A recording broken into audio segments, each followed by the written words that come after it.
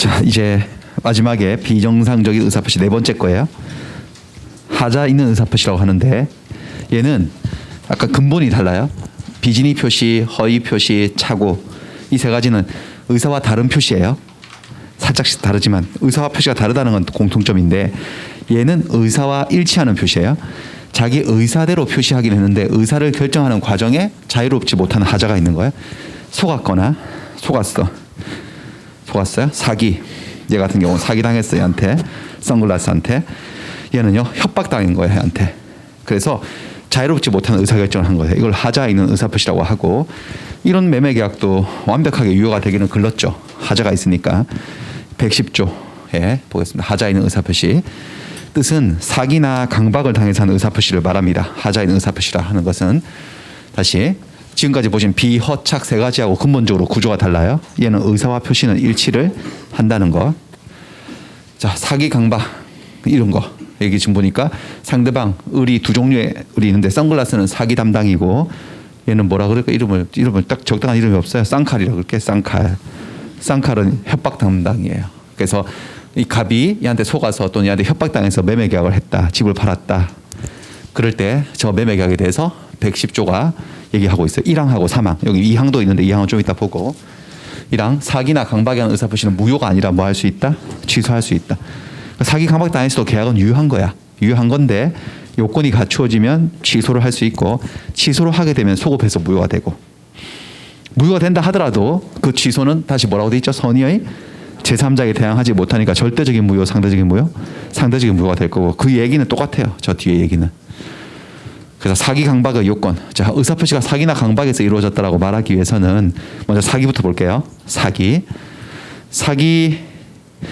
을이 갑을 사기쳐서 갑은 사기를 이유로 계약을 취소하고 싶어. 그러려면 첫 번째 사기라고 하기 위해서는 을은 쟤를 속여야 되겠다는 고의가 있어야 돼요. 고의. 여기서 논점 하나가 뭐냐. 고의가 아닌 과실로 인한 사기 그런 건 존재하지 않는다. 고의나 과실 이렇게 할 때 여러분들 형법의 세계에서는 고의와 과실을 엄중히 구별합니다. 범죄 종류가 다르죠. 사람을 죽이려고 작정하고 죽인 고의범은 살인죄고 죽일 의도는 없었는데 실수로 죽였으면 과실치사죄라고 죄명이 달라요. 형벌도 다르고. 형법의 세계에서는 완전 고의와 과실이 구별이 되는데 민법은 고의와 과실을 별로 구별도 안 하지만 형법에서 나온 이론들인데 범죄의 종류에 고의범이 있고 과실범이 있어요. 그러니까 모든 어떤 그 범죄가 전부 다 과실범이 다 있는 게 아니고 사람의 생명 같은 경우는 엄청 중요하기 때문에 고의로 죽여도 범죄고 실수로 죽여도 범죄입니다. 과실치사죄. 하지만 절도죄 같은 경우는 여러분들 남의 물건을 훔치는 절도죄는 고의만 처벌합니다. 남의 물건을 알고 가져갔을 때 절도죄지. 수업 끝나고 집에 간다고 뭐 가방 싸다가 남의 그림이 법칙을 넣어가지고 갔네. 고의예요, 과실이에요. 죄 아닙니다. 그런 거. 과실 절도죄는 존재하지 않는 겁니다. 그것처럼 사기죄가 있거든요. 형법에 사기죄가 있는데 사기는 고의만 처벌하는 범죄입니다. 사기라는 것 자체가 쟤를 속여야 되겠다는 의도가 있을 때 사기지 실수로 속였다? 그런 건 존재하지 않는다는 거죠. 그러니까 과실로 인한 사기는 인정한다? 인정하지 않는다? 인정하지 그런 건 없습니다. 존재하지 않습니다. 무조건 고의가 있어야 됩니다. 그 다음 두 번째는 기망행위. 속이는 행위가 있었어야 돼. 기망행위. 여기서 논점은 뭐냐면은 부작위로도 사람을 기망할 수 있을까? 부작위. 자, 사람의 행위를 법에서 나눌 때 사람의 행위를 작위와 부작위로 나눠요. 작위는 뭐냐면 뭔가 적극적으로 행동을 취하는 걸 말합니다. 말을 하고 뭐 행동을 하고. 그 부작위는 가만히 있는 걸 말해요. 아무것도 안 하고 가만히 있는 거. 가만히 있는 것도 하나의 행위의 가치를 가질 때가 있거든요. 근데 보통 여러분들 사기를 치려면 작위를 해야 돼요? 부작위를 해야 돼요? 일반적으로는요. 자기 말을 해야 되잖아요. 먼지르하게 말을 해야지. 잘 차려입고 외제차 타고. 그게 사기로 넘어갈 건데 가만히 있는 거. 부작위의 대표주자 침묵이에요. 가만히 있는 거예요. 그것도 사기가 될 수 있느냐. 부작위가. 침묵도 될 수도 있습니다. 부작위한 기망도 가능합니다. 이것도 다 형법 이론인데 사실은 형법 배우면 작위범, 부작위범 이런 거 나오거든. 범죄 종류에. 자, 고지 의무. 계약을 할 때 내가 알고 있는 정보를 상대방에게 알려줄 의무가 있을 때도 있고 없을 때도 있어요. 있는 경우도 있고 없는 경우도 있어요. 고지 의무가 있는 자가 법적으로 고지 의무가 있는 자가 고지하지 않고 침묵하면 이거 사기입니다. 작위에 의한 아니면 부작위에 의한 부작위한 사기입니다. 반대로 고지 의무가 없는 자가 침묵한 것은 사기가 아닙니다. 그러니까 이 사람의 침묵이 사기인지 아닌지는 이 사람에게 뭐가 있나 없나 판단이죠. 고지 의무가 있냐 없냐의 판단이에요. 고지 의무. 예를 들어서 이런 거 교환 계약을 해요. 갑의 건물하고 을의 토지를 교환하는 계약을 해요. 그런데 갑이 먼저 제안해 청약을 하는데 와서 이 사람한테 내 건물은 한 1억 나가고 내 당신 땅 알아봤는데 시세가 1억 2천 정도 나가더만요. 그 내가 건물 주고 여기다가 웃돈을 얹어서 보충금으로 2천 더 줄 테니까 나랑 바꿉시다 라고 제안을 해온 거예요. 청약을. 근데 제가 잘못 알아왔어. 이 토지도 시세가 1억 정도거든요. 1억 2천 아니야. 그러니까 그냥 바꿔도 돼. 돈 안 얹어주고. 근데 잘못 알아온 거예요. 이럴 때 을은 고지할 의무. 잘못 알았네 사장님 어디서 알아오셨어. 뭐. 근데 1억 2천까지 안 돼. 1억이에요. 하고 진실을 고지할 의무가 있을까요? 없을까요? 을에게. 법적으로. 있어요? 없어요. 법적으로? 없어요. 만다고 알려줘요. 그거를. 이 조로의 찬스를. 그래서 말 안 했지. 고지하지 않고 계약을 한 거야. 그냥. 그래서 1억짜리 땅 주고 1억짜리 건물 받고 2천 더 받은 거예요. 그로부터 한 며칠 후 갑이 화나서 전화를 걸어왔네. 사기꾼아부터 시작해가지고 뭐요? 그러니까 당신 땅 1억 시세 1억인데 내가 잘못 알고 그때 잘못 조사해가지고 1억 2천 더 높게 불렀는데 당신 다 알고 있었지 1억인 거. 그랬더니 을이 예 알았습니다 이렇게 된 거예요. 왜 말하지 않았냐고. 내가 잘못 알고 왔는데. 그럼 뭐라고 한마디 하면 되죠. 사장님 같은 말씀하시겠어. 그거를 뭐 한다고 말을 해요. 그걸 내가 당신이 잘못 알고 왔는 걸 말 안 했어. 고지할 의무가 없어요. 이 사람은. 고지하지 않은 게 사기일까 사기가 아닐까. 사기 아니에요. 사기 아니에요. 됐어. 그냥 계약된 거예요. 사기를 이후로 취소 못해요. 그 다음에 한 번 더 왔어 또. 그래가지고 한 번 이번에 제대로 알아왔지 얘가. 보니까 내 건물 1억이고 당신도 다 이번에 정확하게 조사했지. 1억이더만. 바꿉시다. 이렇게 또 청약을 하네. 그랬더니 을이 이번에는 1억인데 시세가 1억인데 약간 허풍을 뜹니다. 얼마 전까지 1억이었는데요. 요즘 주변에 땅값 올라가지고요. 한 2천 올랐어요. 최근에 한 일주일 사이에. 이제 1억 2천 정도예요. 2천 더 주세요. 건물 주시고. 이렇게 시세보다 높은 가격을 시세라고 말을 한 거죠. 그래가지고 얘가 또 어리버리 해가지고 올랐나 그 사이에. 해서 또 2천만 원을 더 줬네. 이건 사기일까 아닐까. 시세가 1억짜리인데 1억 2천으로 살짝 뻥튀긴 거지. 사기 아닙니다. 이것도 사기 아닙니다. 이거 뭐라 그러냐. 능력입니다. 그렇죠. 능력입니다. 그 사기하고 능력하고 그 경계선이 애매하죠.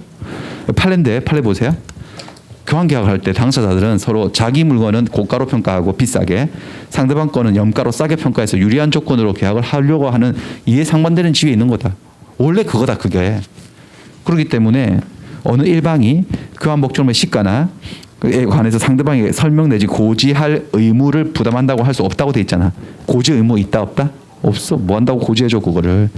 그래서 일방 당사자가 자기가 소유하는 목적물의 시가를 묵비했대. 묵비, 침묵하여 비밀로 붙였다는 거죠. 말하지 않았다. 또는 더 나아가서 허위로 거짓으로 시가보다 높은 가격을 시가라고 고지했어요. 그래도 그게 상대방의 의사결정에 불법적으로 간섭을 한 것이라고 볼 수는 없다. 사기다. 사기 아니다. 사기 아닙니다. 하지만 너무 많이 하면은 사기가 될 수도 있어 없어요. 그렇죠. 그러니까 그 경계선은 애매한 거예요. 그건 판사들이 판단할 몫이고 일반적으로는 이런 건 다 사기가 아니다. 이건 뭐냐? 이거는 공동묘지인데요. 이거는 아파트 분양회사가 인근에 대규모 공동묘지가 있다는 것을 말하지 않고 분양을 해서 문제가 된 사건이에요. 파주시의 금촌지구 그 분양했던 뭐 거기 사건인데 아파트 분양을 받는데 여러분들 이 아파트 분양을 봤는데 아파트 뒤편에 아파트 이렇게 대규모 아파트 단지가 있으면은 이 뒤에 초등학교가 있어. 초등학교. 그래서 젊은 부부들이 길 안 건너고 애들이 이제 유치원 애들 데리고 있는 젊은 부부들한테 괜찮은 거지. 바로 갈 수 있으니까 안전하게. 근데 이 초등학교 뒤에 이게 있었던 거예요. 이게 공동묘지 4,400개 대규모 공동묘지. 근데 이 분양회사가 분양을 할 때 이거를 알리지 않은 거예요. 그 분양 안내책자, 조감도, 팜플렛 어디에도 없어 이게. 그냥 산으로 표시되어 있는 거예요 이게. 그래도 눈으로 보면 보이니까 보일 법도 한데 몇몇 사람들은 모르고 분양받은 사람이 있었나 봐. 그래가지고 분양을 받았는데 그 입주를 했지. 밤에 이사 들어와서 못 봤어요. 또 이사 들어올 때도. 그래서 아침에 일어나가지고 공기도 좋은데 산이 이렇게 멋지자고 딱 뷰를 열었더니 공동묘지 뷰가 펼쳐진 거예요. 그래서 기절해버렸네. 기절해갖고 일로 바로 공동묘지로 갈 뻔했네. 그래서 정신을 차려가지고 분양회사를 상대로 사기쳤다고 주장한 거지. 사기. 말하지 않은 거. 이건 어떨까요? 여러분? 분양회사는 요 인근에 대규모 공동묘지가 조성되어 있다는 사실을 고지할 의무가 있을까 없을까? 수분양자들에게. 이건 있지. 이건 뭐 공동묘지가 주관계의 신안시설이 아니어서 분양계약을 체결할지 말지 얼마로 분양받을지에 상당한 영향을 미치는 요인 아닙니까? 공동묘지 조망권이에요. 조망권이. 그럴 때 아파트 분양자는 인근에 공동묘지가 조성되어 있다는 사실을 수분양자에 고지할 신의식상의 의무가 있어. 근데 그걸 말하지 않았으니 침묵 자체가 뭐다? 사기다. 이건 사기를 이유로 취소가 된다 안 된다? 되는 거죠.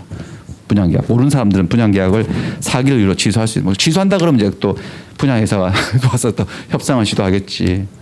너무 고객님 너무 흥분하지 마시고 여기도 괜찮지 않나? 여기도 대규모 단지고 여기도 대규모 단지인데 여기 좀 사시다가 일로 가시면 되겠네. 인근에 이렇게 하면서 죄송해요 이러면서 대신 우리가 뭐도 고쳐주고 다 해드릴게. 제발 취소는 하지 말아줘요.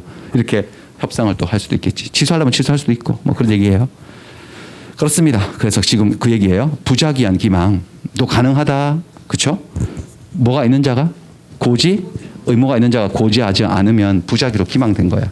그 다음에 위법성요. 세 번째 요건은 위법성이에요. 사기를 이유로 취소를 하려면 그 사기 치는 이 기망행위가 위법할 정도로 해야 돼. 위법. 위법의 반대말은 적법이고 위법의 뜻은요. 법이 금지한 걸 얘기해요. 법이 금지한 행위, 위법행위, 법이 허용한 행위, 적법행위라고 그래요. 그러니까 사기를 이유로 계약을 취소하려면 그 기망이 법이 금지할 정도로 위법성 있게 기망을 했었어야 된다. 이게 여러분들 이게 살짝 한번 이 논리를 들여다보면 2번과 3번 요건이 별도로 존재하는 게 아마 사기를 친 게 100% 위법하지 않나 봐.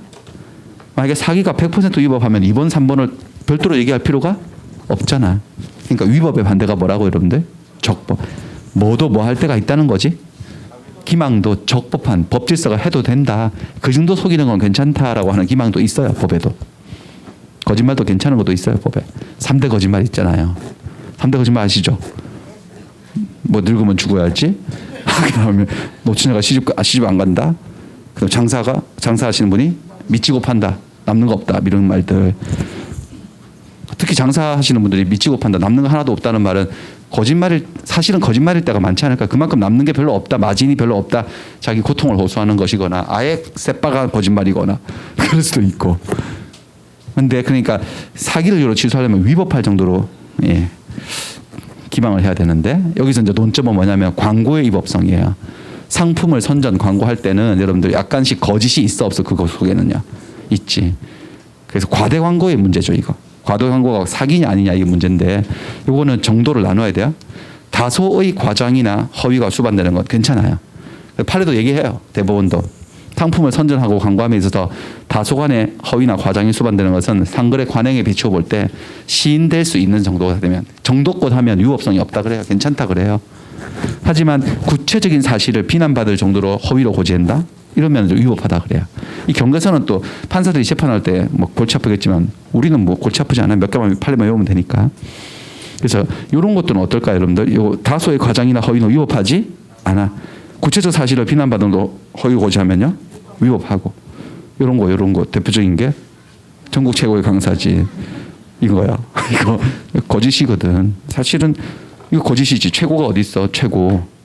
최고는 only one을 얘기하는 건데 온 학원이 다 최고니까 최고인 학원이 하나 있다고 가정할 때 나머지 학원들은 다 거짓말하고 있는 거잖아요. 그렇지만 이런 것들은 여러분들 다소의 과장이지 구체적인 사실을 비난받을 정도로 허위로 고지한 건 아니거든. 그러니까 이런 거 위법하다, 위법하지 않다? 위법하지 않지. 최고의 강사진은 괜찮아요. 진실을 말하면 안 오지 않나요?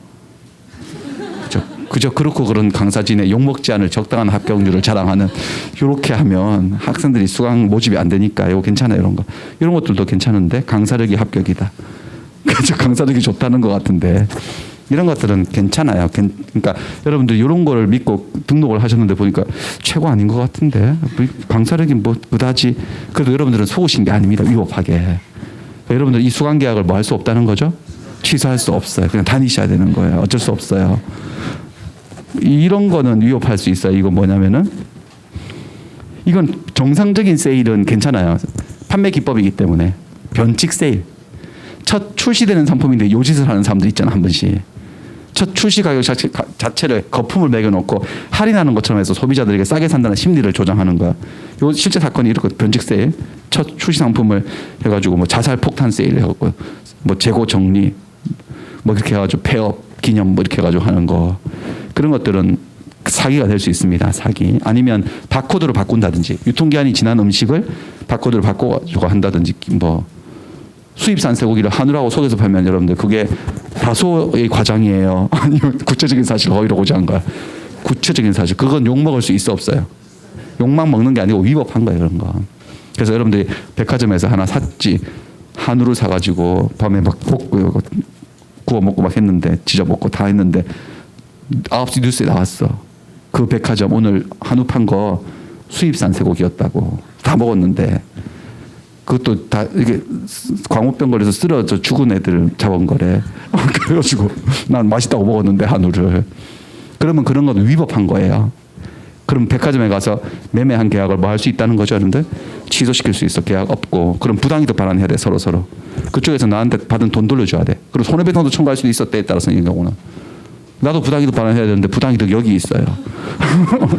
그래서 끝났어요. 그러니까 그런 거 뉴스를 보시더라도 일단 드시는 건 드시면 돼. 뭐 미국산 쇠고기라고 뭐 엄청난 건 아니니까 먹고 난 다음에 취소하면 돼요. 몰랐다 그러고 그랬으면 되겠습니다. 그 다음에 그래서 판례 이게 상품을 선전 광고할 때 위법성 이 판례가 하나 있어요. 상가 분양 광고 판례가 있는데 어떤 사람이 퇴직을 해가지고 퇴직금이 좀 있는데 뭐 해야지 이게 노후가 내가 좀 안정적으로 할까 고민하다가 신문에 끼어온 분양 그 안내 그런 걸 본 거죠. 팜플렛을 본 거예요. 거기 보니까 이렇게 분양 광고가 이렇게 돼 있었어요. 상가 분양하는데 첨단 오락타운을 조성하겠다고 막 미래 도시처럼 조감도로 그려놨어.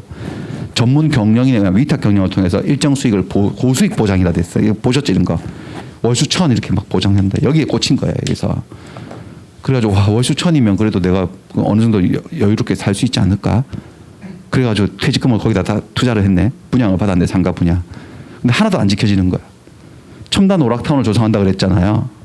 복도에다 전자오락기 2개 갖다 놓고 그러고 있고 전문 경영인을 통해서 위탁 경영도 그러고도 안 하고 월수 1,000 보장한다 그랬는데 월수 1,000원씩 벌고 있어 몇 달째 지금.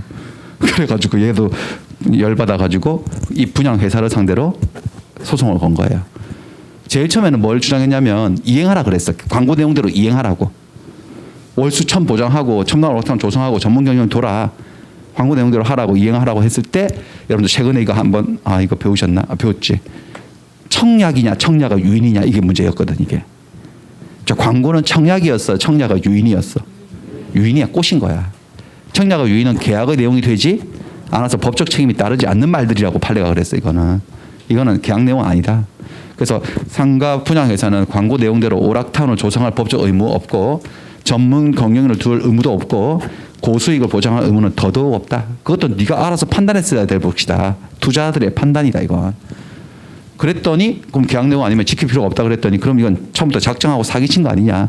이렇게 할 생각도 없이 이렇게 광고를 때렸으니까 그게 돼서 사기를 정했더니 우리 판례가 여기 있어요. 뭐 이런 얘기들. 뭐 구체적 사실을 비난받을 정도로 허위로 고지했다면 기망이 되겠지만 다소의 과정이나 허위가 수반되는 것은 괜찮다고 했고 그 경우라 그랬어. 그래서 이렇게 했다고 해서 상대방을 기망해서 속여서 분양계약을 체결했다고 볼 수가 없다라고 판례가 그래버렸어. 사기다 사기 아니다. 사기도 아니다. 계약 취소도 안 되고 뭐 이행도 못 받고 끝나버린 거예요. 그래서 이렇게 분양 광고라든지 이런 거를 믿으시면 안 된다는 거지. 너무 믿으시면 안 된다. 뭐 그런 얘기가 되겠습니다. 그다음 인과관계 별 논점 없고요. 사기 당해서 의사표시를 했었어야 된다. 뭐 이런 겁니다. 여기까지가 사기. 그다음 강박으로 가볼게요. 강박을 이유로 취소를 하려면 사기나 강박이라 했으니까 강박. 강박은 협박이에요.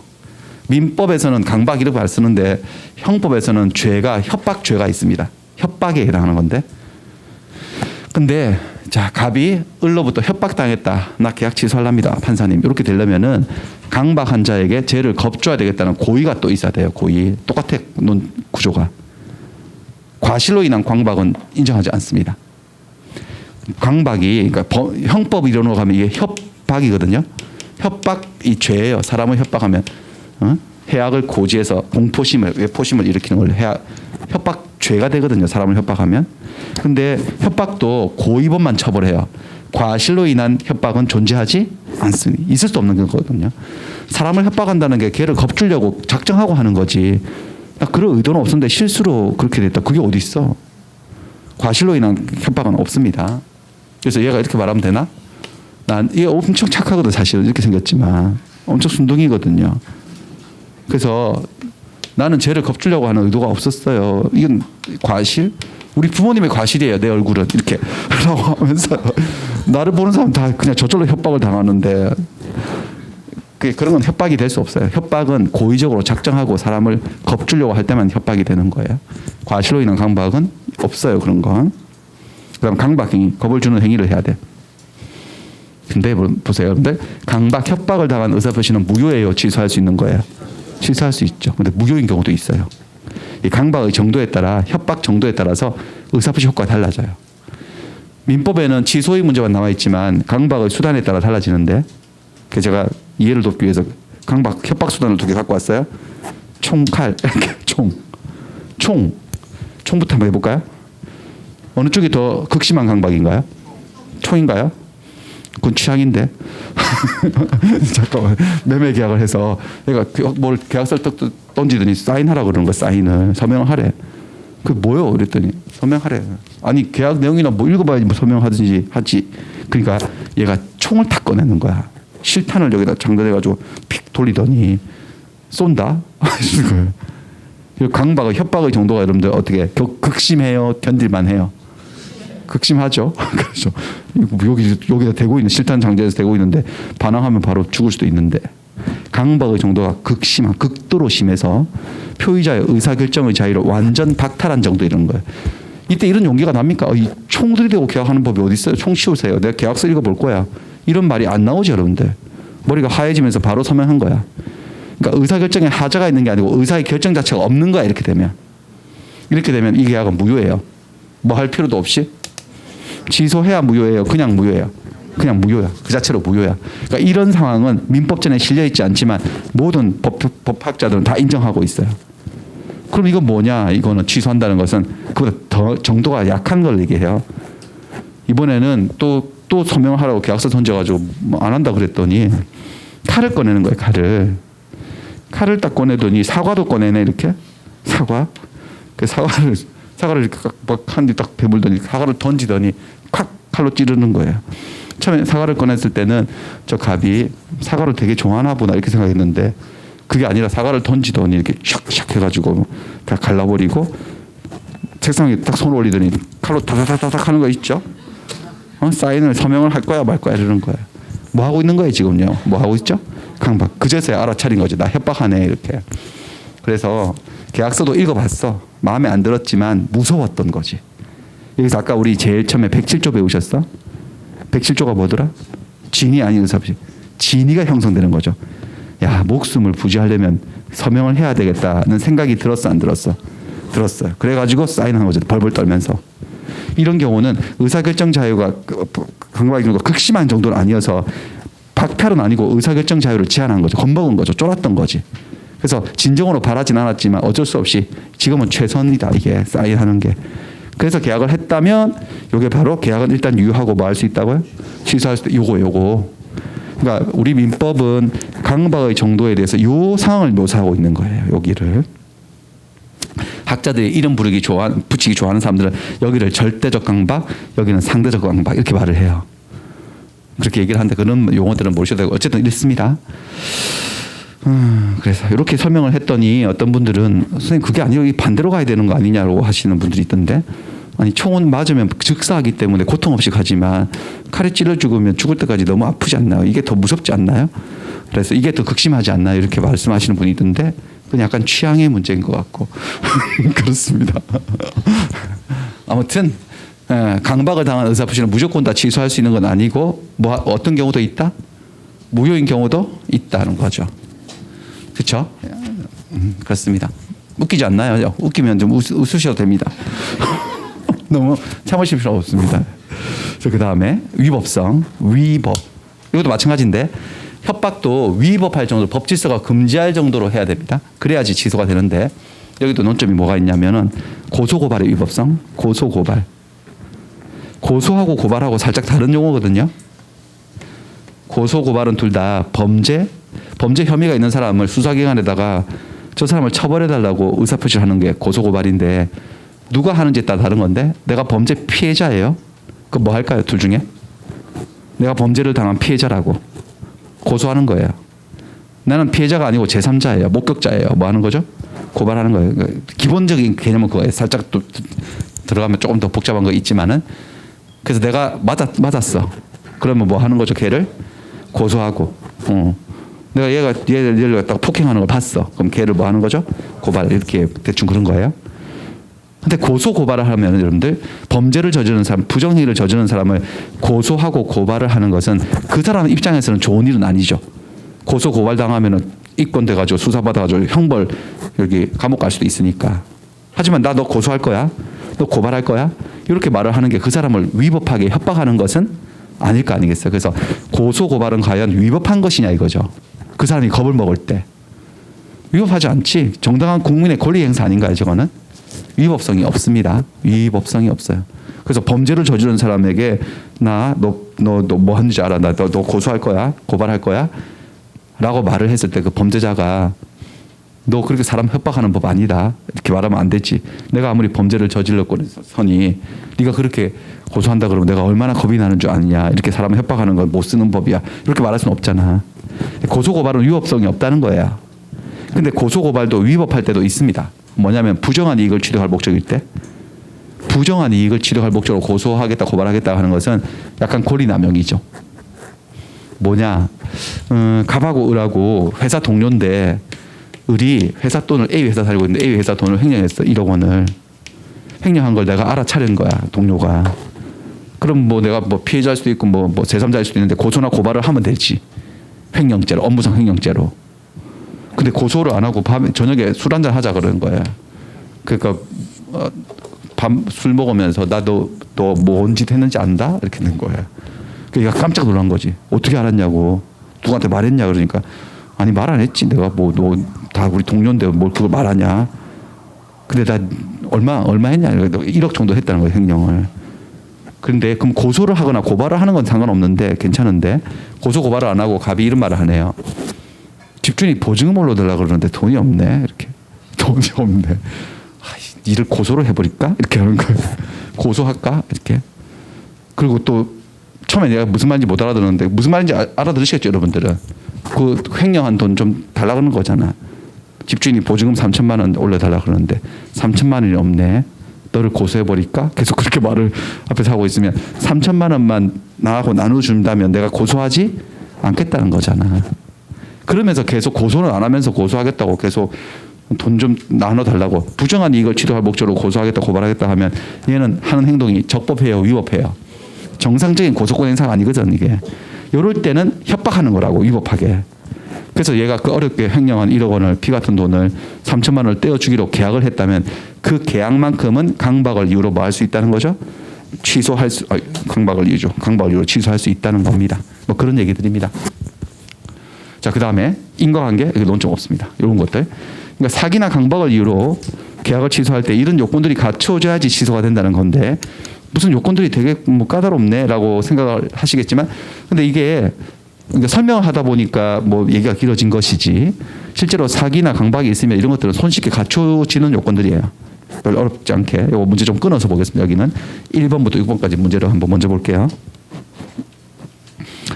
하자 있는 의사표시에 1번 타인의 과실이 있는 기망. 이 말 자체가 있을 수 없는 말이라고. 과실로 인한 기망행위로 인해서 착오에 빠져서 한 의사표시는 사기를 이유로 취소할 수 있다? 있을 수 없어. 기망이라는 것은 과실로 인한 기망은 존재하지 않고 무조건 뭐가 있어야 된다고요? 고의. 과실로 인한 기망 그런 건 기망이 아닌 거예요. 그러니까 사기를 이유로 취소가 안 되는 겁니다. 자, 교환 계약의 당사자 일방이 자기 소유 목적물의 시가에 관해서 침묵했어요. 묵비 한 것은 특별한 사정이 없다면 기망 행위에 해당하나요? 기망이 아니죠. 고지 의무가 없기 때문에. 그 다음에 이거 밑에도 똑같은 문제죠. 교환 계약의 당사자 일방이 그가 소유하는 목적물의 시가를 허위로 시가보다 높게 고지한 거 약간 뻥을 친 거지. 이때 상대방은 원칙적으로 사기를 이유로 계약을 취소시켜 버릴 수가 있다고? 없어. 저것도 위법하게 불법적으로 간섭한 것이라 볼 수는 없다. 아파트 분양자가 아파트 단지 인근에 공동묘지가 조성돼 있다는 사실을 분양계약자에게 고지하지 않은 거, 요거는 기망인가? 그죠? 침묵, 부작위한 기망입니다. 그럼 요 수분양자들은 사기를 이유로 취소할 수 있어 없어요? 있습니다. 분양회사가 상가 분양을 하면서 그곳에 첨단 오락타운 조성해서 판례 그대로 내잖아. 그러니까 이렇게 그대로 내요. 판례대로. 수익을 보장해주겠다는 다소 과장이에요. 낸 선정 광고를 하는 것은 위법한 기망행위에 해당한다고? 아니요. 이 정도 위법성은 없습니다. 이 정도는 괜찮습니다. 강박으로 인해서 의사결정 자유가 뭐 어떻게 됐다고? 완전 박탈. 총. 법률이 외형만 껍데기만 갖춰놓은 의사표시야. 얘는 아예 무효다 그냥. 뭐 할 필요도 없이 취소할 필요도 없이 취소해야 무효. 당연 무효.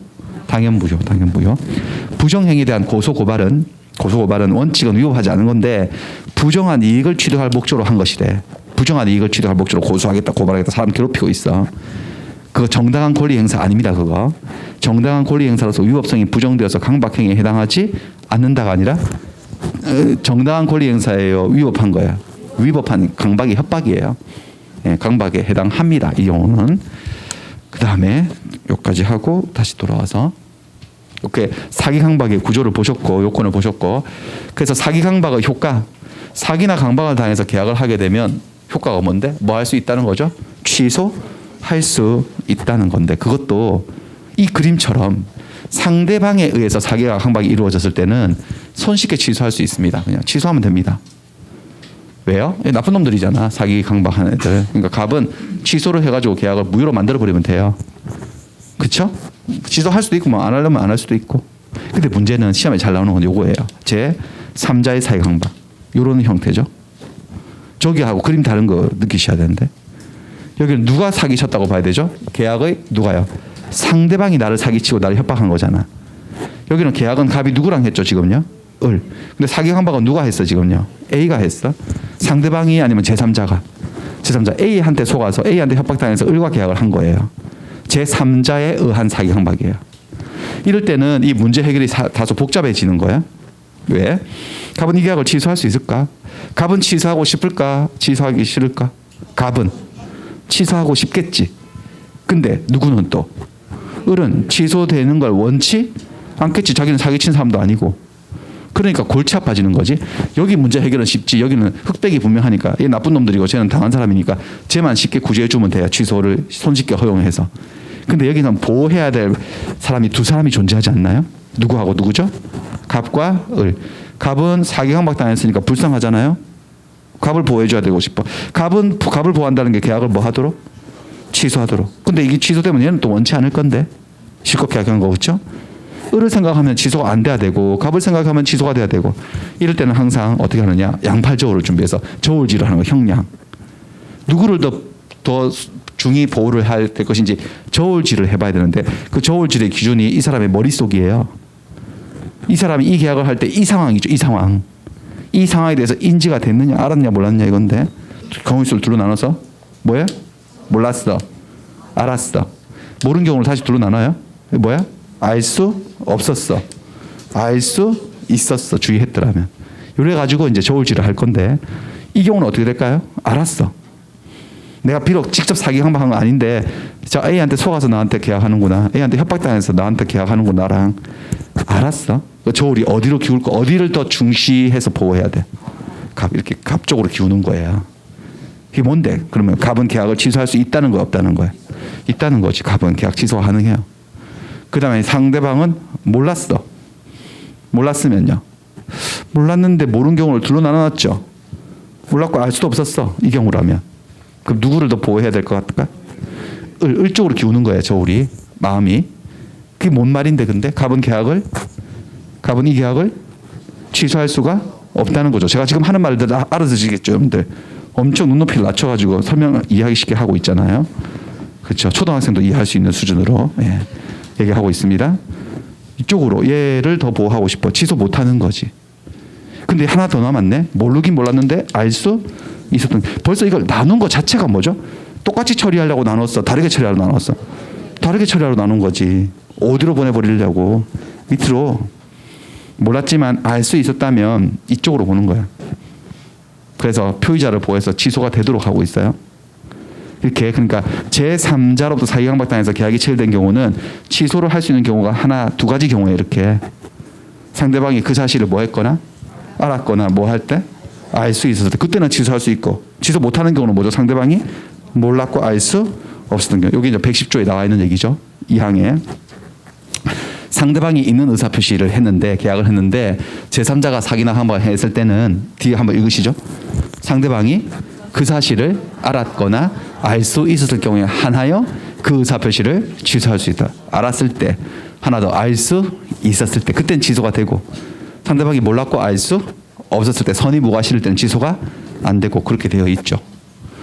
그래서 한번 연습해 볼까요? 이거요. 이건 취소가 되나 안 되나? 이 그림이면 취소가 물어봤네. 취소되니? 이렇게 물어봤는데 안 돼? 왜? 누구를 보호하지? 상대방을 아니면 표의자를? 상대방은 자기가 사기친 것도 아니고 알지도 못했고 알 수도 없었어. 그래서 얘는 좀 억울해도 취소 못해. 얘 보호. 맞나요? 여기는요. 취소돼 안 돼? 되지. 왜? 상대방이 알았거나 알 수 있기 때문에 취소가 돼요. 이렇게 되는 거야. 이렇게 된다. 이거 판단하시면 돼. 이거를. 그 다음에 근데 얘는요. 여기는 취소 못해. 취소 못해요. 취소 못하면 내 사기강박당해서 계약해가지고 이 계약 때문에 손해 입을 수도 있어 없어? 얘는요. 손해 입을 수도 있지. 손해.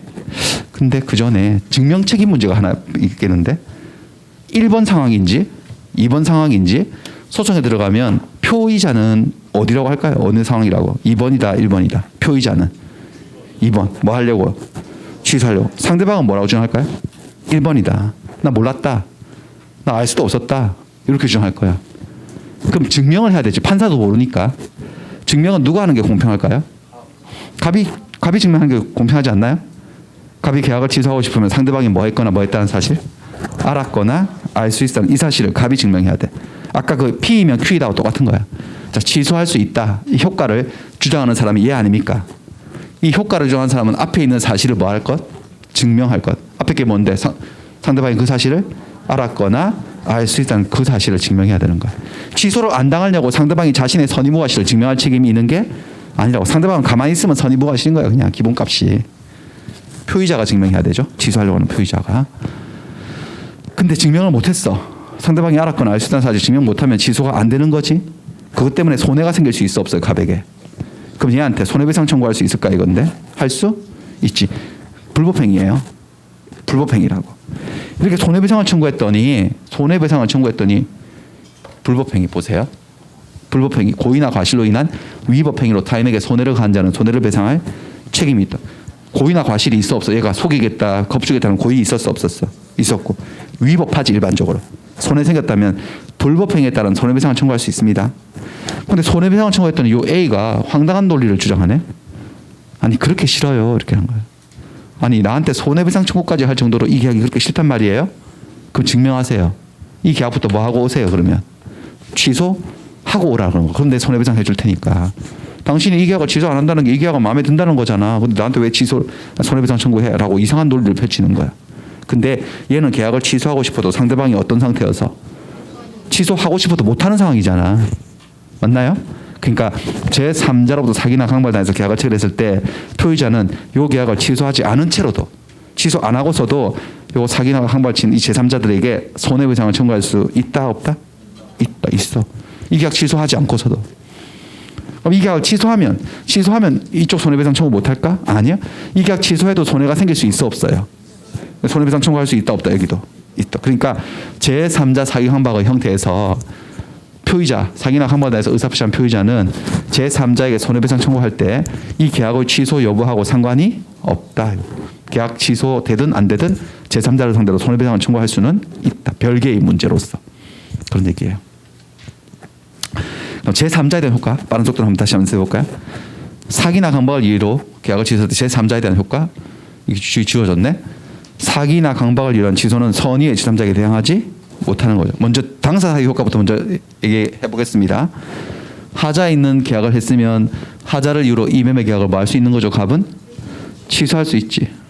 취소하면 매매도 처음부터 무효, 등기도 처음부터 무효. 근데 제3자에게 이미 팔려 나갔네. 이렇게 팔려 나갔어요. 그럴 때는 여기 조문이 여기 있네. 전 이항의 의사표시 사기나 강박을 이유로 한 취소는 또 뭐 어떻다고 그래요? 선의의 제3자에게 대항하지 못한다.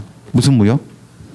상대적 무효니까 뭐 얘가 취소되어서 얘가 소유자 아니었을 때 얘가 선인지 악인지를 또 나눠야 되네. 아까 계속 그 얘기예요. 얘가 선이면 여기 와서 무효되었다고 주장할 수 없으니까 얘는 소유권 유지하고, 얘가 악이면 와서 주장할 수 있으니까 소유권 상실하고, 그런 얘기입니다. 예. 상대적 무효 됐어요. 그 다음에 뭐예요? 여기 계속 그 얘기를 까먹네. 하자를 이유로 취소를 안 하고 취소 안 하겠다 할 수도 있습니까? 그 뭐라 그럽니까? 그거를 하자가 있어도 하자에서 벗어나고 난 다음에 추인해버릴 수 있지. 추인하면 이 계약은 전부 다 뭐로 확정되죠? 그럼 얘는 선악을 문제 삼지 않고 소유권을 취득할 수가 있고, 적용 범위는 또 그 얘기입니다. 어디에는 적용되지 않는다. 민법 조항들은 공법 행위에는 적용되지 않는다. 다른 제도와의 관계 됐고, 그래서 잠깐 보겠습니다. 7번을 보세요. 상대방이 있는 의사표시에 관하여 상대방이 있는 의사표시에 관해서 누가 했다고 누가? 제3자가 사기나 강박을 행했어. 머릿속에 이미지를 떠올려보세요. 상대방이 그 사실이 뭔데? 제3자가 사기나 강박을 했다는 사실을 알았거나 알 수 있었을 때 한해서만 그 의사표시를 취소할 수 있다. 맞나요? 언제는 취소 못하는 거네? 선의 무과실일 때. 제3자 사기로 인해서 의사표시한 표의자는 상대방이 그 사실을 과실 없이 알지 못했대. 과실 없이 알지 못했다. 뭔 소리래? 선의 무과실. 그때도 의사표시를 취소할 수 있다는데 그때는 취소할 수 없죠. 그래서 X. 9번. 제3자의 사기로 인하여 매매계약을 체결하여 손해를 입은 자가 그 제3자에게 불법행위로 인한 손해배상을 청구하기 위해서는 먼저 그 매매계약부터 먼저 취소를 해야 한다고? 아니요. 그 계약 취소 여부하고 상관없습니다. X. 사기를 이유로 의사표시를 취소를 한 자는 사기에 한 의사표시를 기초로 새로운 법률 원인으로서 이해관계를 맺은 선의의 제3자에 대해서는 이 계약 다 취소되어서 엎어졌습니다. 라고 가서 주장할 수가 없지. 대항하지 못한다. 맞죠? 사기를 이유로 취소했을 때 나타나는 그 무효도 절대적 무효다. 상대적 무효다. 상대적 무효다. 맞습니다. 그 다음에 자, 갑은 을의 기망행위로 을이 갑을 속였어. 을의 기망으로 사기로 자기 소유 건물을 을에게 매도하고 등기를 해줬어. 소유권 넘겨줬어. 일단 계약은 유효입니다. 갑이 뭐 하기 전까지는요. 취소하기 전까지는. 그럼 지금 현재 누가 소유자? 을이 소유자죠. 을이 그 건물을 선의의 병에게 양도했어요. 권리자의 매매예요. 지금 현재로서는. 그럼 병은 소유자가 되었어 안 되었어? 사실 저 때는 악이어도 소유자가 되는 거죠. 아직 취소되기 전이니까. 근데 갑은 을과의 계약을 사기를 이유로 뭐 했다고요? 취소했다. 취소하면 처음부터 무효가 된 거지. 맞나요? 지들끼리 무효가 됐는데 그 소리를 누구한테 와서 할 수 있냐면요. 병한테. 병은 선의의 병인데 선의의 제3자에게는 그게 취소가 되었다고 주장할 수 없으니까 선의의 병은 이 취소에 영향을 받지 않으니까 병에게 쫓아와서 건물 돌려달라고 반환 청구할 수가 없어. 악이었으면 병이 할 수 있는 거고 뭐 그런 거예요. 이게 상대적 무효 법리예요. 이런 게. 사기에 의한 의사표시 상대방의 포괄승계. 사기당해서 갑이 이렇게 뭘 팔았는데 을이 죽고 그 사람의 포괄승계 누군데? 상속인은 제3자도 아니다. 제3자 아닌 거지. 얘는 사기를 이유로 한 법률행위 실소로도 대항할 수 없는 선의의 제3자에 포함이 되지 않습니다. 사기나 강박에 의한 소송행위에 소송행위는 공법행위예요. 사법행위가 아니라 원칙적으로 사기를 강박을 이유로 취소할 수가 있나? 없어. 안 돼요. 됐어요. 여기까지가 지금 다 된 거고, 그래서 오늘 한 게 뭐냐면은 지난주에는 권의행 이건 안 했지만 확가적사 했고 오늘은 뭐였죠? 의사표시가 일치하고 의사결정까지 하자가 없어야 된다. 이게 불일치하는 게 몇 개가 있다는 거죠? 비, 허, 착. 하자가 있는 게 뭐예요? 사기, 강박. 이런 의사표시 가지고 계약을 하게 되면 계약은 유효가 안 되고 처음부터 뭐이거나 혹은 취소할 수 있게 되거나 이렇게 된다는 소리예요. 그러면 다음 주는 대리인데 오늘 잠깐 한 5분만 더 해야 돼요. 10분 정도만. 이 사이에 끼어 있는 문제가 하나 있거든. 의사표시 효력 발생. 문제가 있어. 가벼운 논점인데 의사표시 효력 발생.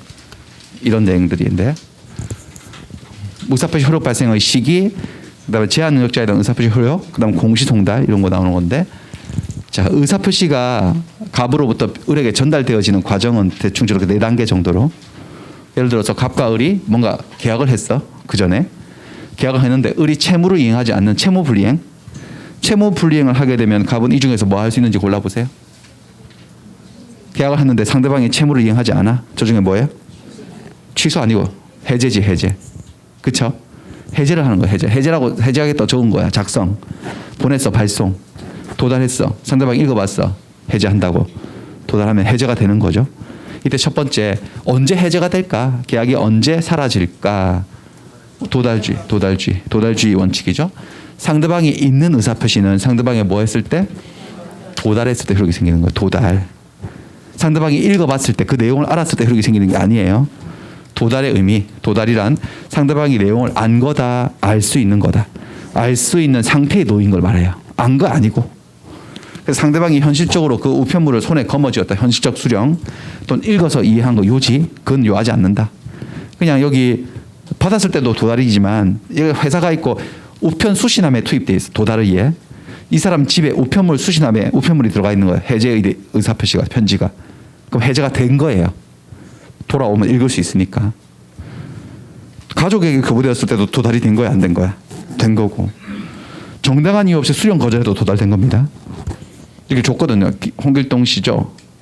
내용 증명 등기 우편 왔습니다. 라고 하는데 얘는 이제 받는데 받는 게 아니고 이렇게 해서 쭉 해서 문을 쾅 닫고 안 받아요. 문 닫아 버렸어. 수령 거절. 수령 거절하면 우편물은 배달은 안 되는 거지. 수취인이 거절했으니까. 하지만 이렇게 집배원이 줬을 때 받아서 알 수 있는 상태에 놓였었지. 도달은 된 거다 안 된 거다. 의사표시는 된 거야. 그래서 이게 왜 안 받았냐면은 여기 해제한다는 의사표시가 적혀 있다는 것을 다 알았거든 상대방이. 그래서 받기 싫어서 안 받은 거야. 문 닫아버리고. 정당한 이유 없이 민사상의 의사표시 효력을 수령을 거절하면 그러면 의사표시 효력이 생겨버리는 거예요. 그 순간. 네, 그렇습니다. 도달되어서. 자, 도달의 효과. 도달이 되면 의사표시는 철회할 수가 없게 됩니다. 의사표시가 딱 도달해서 효력이 생기면 자기 구속력이 생겨요. 상대방을 구속하는 게 아니고 스스로를 구속해서 말을 거둘 수 없습니다. 주어 담을 수가 없게 됩니다. 철회를 못합니다. 그럼 발송 후의 사정 변경은 의사표시 효력 발생에 영향 미치지 않습니다.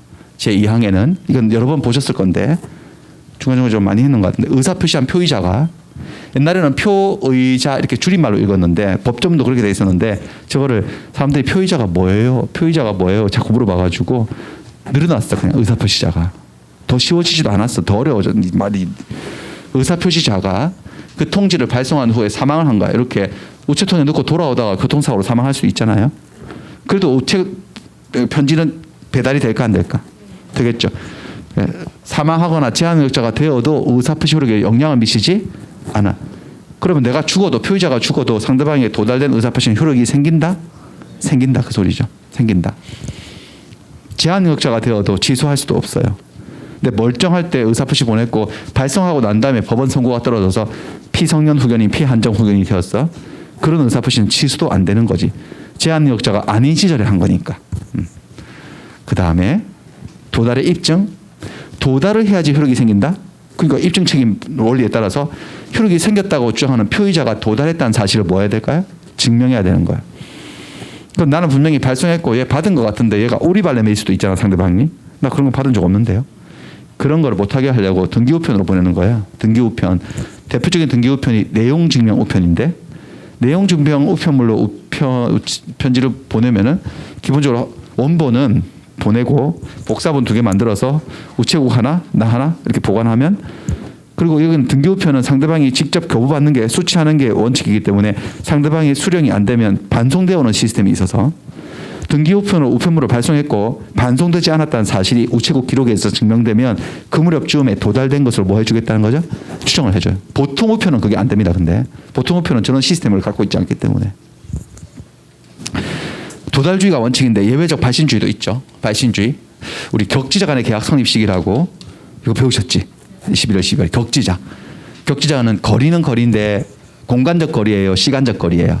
시간적 거리. 발송과 도달 사이에 오래 걸리는 거예요. 편지로 보내거나 이럴 때 격지자라고 그러죠. 격지자 간의 계약은 승낙 통지를 발송했을 때 계약이 성립한다는 예외적 발신주의를 취하고 있습니다. 나중에 계약법에서 다시 하면 되고. 그다음에 제한 능력자에 대한 의사표시 효력. 갑이 의사표시를 보냈는데 받았을 때 애가 이런 애야. 고등학생이야. 미성년자. 우리 쓰레기죠. 쓰레기 고등학교 때 모습이야. 쓰레기한테 쓰레기하고 계약했다가 알아차리고 계약 취소한다, 해제한다 뭐 이런 의사표시를 보낸 거예요. 제한 능력자가 의사표시를 받으면 제한 능력자들은 의사표시를 할 능력도 제한돼 있지만 받을 능력도 없거든요. 그러면 정상적으로 효과가 생기냐에 대해서 보세요.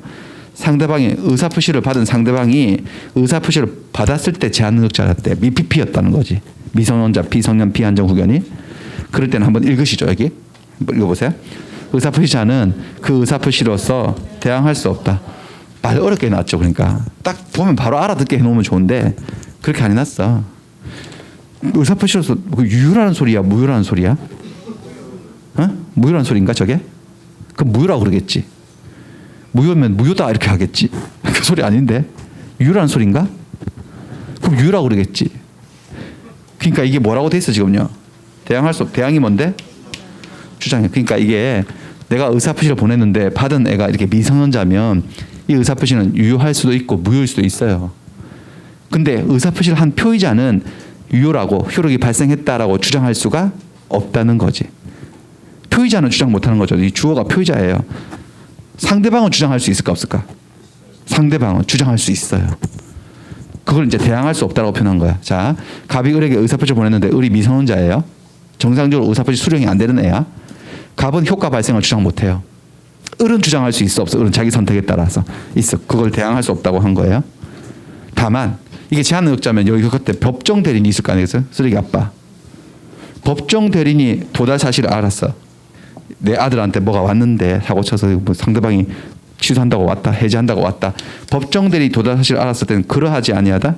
그러하지 아니하다가 뭔 말이래? 대항할 수 있다. 있다는 거지 이번에는. 여기는 없다였으니까 뒤집어야지. 그러니까 내가 보낸 의사표시를 받은 사람이 제한 능력자일 때는 여러 가지 상황들이 발생할 수 있다는 거죠. 일단 나는 기본적으로 효력 발생 주장 못해. 상대방은 주장할 수 있어. 그리고 상대방은 법정 대리인, 친권자나 후견인이 그 사실을 알면 나도 주장할 수가 있게 되죠. 그때부터는. 그러니까 이게 유효란 말도 아니고 무효란 말도 아니고 그런 식으로 답을 할 수는 없는 상황이라는 거죠. 여러 가지 경우의 수가 발생할 수 있다는 겁니다.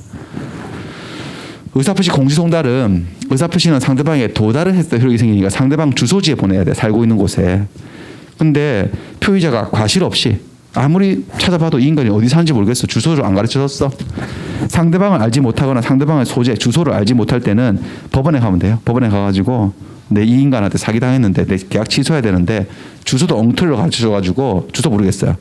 나 취소한다는 의사표시를 공시송달로 보낼 거예요. 라고 해가지고 하면은 법원이 공시송달을 결정 내릴 수 있어. 이 요건이 갖추어지면. 그래서 법원 게시장에다가 붙여버리는 거야. 그럼 상대방이 읽어보든 안 읽어보든 2주가 지나면은 효과가 생기게 돼 있어요. 그런 게 공시송달이에요. 공시송달. 과실 없이 상대방을 알지 못하거나 상대방의 소재를 알 수 없을 때. 그렇습니다. 여기 문제를 조금만 풀어보겠습니다.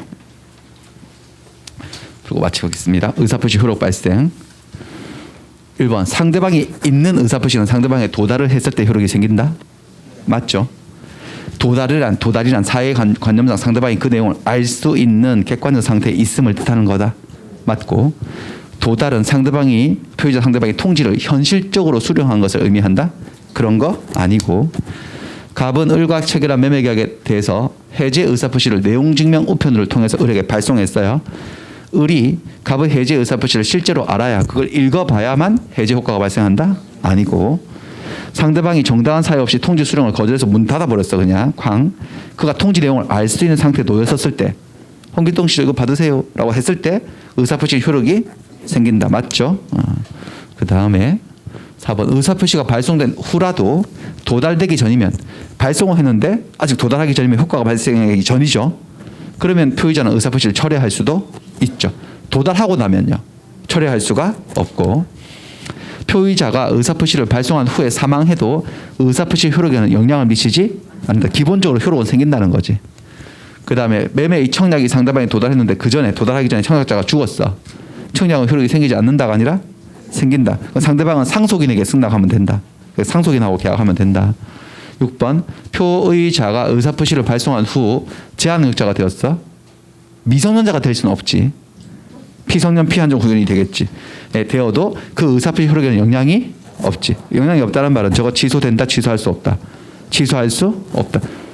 그죠? 제한능력자가 한 게 아니잖아, 할 때는. 그러니까 취소가 안 된다는 소리.